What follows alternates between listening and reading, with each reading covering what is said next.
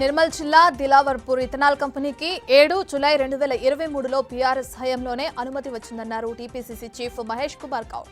Ethanol కంపెనీకి అనుమతినిచ్చి ఇప్పుడు అక్కడికి వెళ్లి రైతులను రెచ్చగొడుతూ ఆందోళన చేస్తున్నది పీఆర్ఎస్ నేతలేనని తీవ్రంగా మండిపడ్డారు.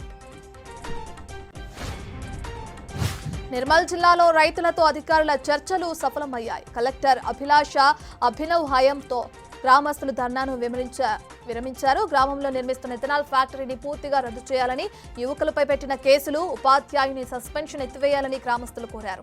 గ్రామస్తుల డిమాండ్లను కలెక్టర్ అంగీకరించారు. సిఐడి మాజీ ఏఎస్పీ విజయపాల్కు రిమాండ్ విధించింది కోర్టు. విజయపాల్కు 14 రోజుల రిమాండ్ విధిస్తూ న్యాయమూర్తి తీర్పిచ్చారు. రఘురామ కస్టోడియల్ టార్చర్ కేసులో విజయపాల్ను అరెస్టు చేశారు. అంతకుముందు విజయపాల్ను ఒంగోలు నుంచి గుంటూరుకు తరలించారు.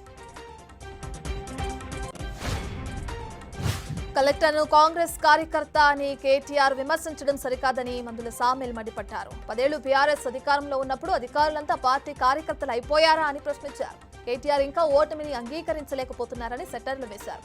అందుకే ఫ్రస్ట్రేషన్లో ఇలాంటి కామెంట్స్ చేస్తున్నారని మండిపడ్డారు.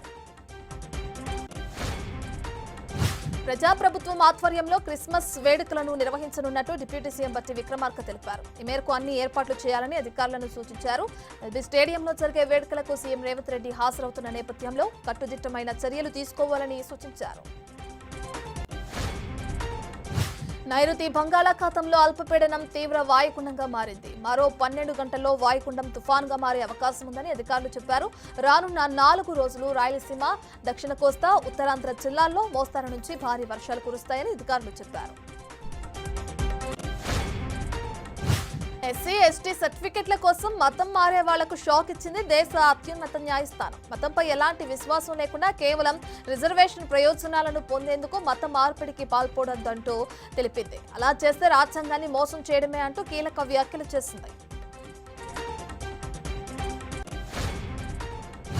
ఆ ప్రభుత్వ తీరుపై హైకోర్టు దిగ్భ్రాంతి వ్యక్తం చేసింది. కేంద్ర ఆరోగ్య పథకం ద్వారా పౌరులకు సాయం అందకుండా చేయడంపై అభ్యంతరం వ్యక్తం చేసింది. ఆరోగ్య సంరక్షణ వ్యవస్థ నిర్వహణకు డబ్బు లేనప్పుడు కేంద్రం ఇచ్చే సాయాన్ని అంగీకరించకపోవడం విచిత్రంగా ఉందని పేర్కొంది. జైలులో ఉన్న పాకిస్తాన్ మాజీ ప్రధాని ఇమ్రాన్ ఖాన్ ను విడుదల చేయాలంటూ పీటీఐ మద్దతుదారులు చేపట్టిన ఆందోళనలు తీవ్ర ఉద్రిక్తతలకు దారితీశాయి. ఈ ఆందోళనల్లో 6 భద్రతా సిబ్బంది మరణించారు. డజన్ల కొద్దీ గాయపడ్డారు. 450 మంది ఆందోళనకారులను అరెస్టు చేసినట్లు పోలీసులు తెలిపారు.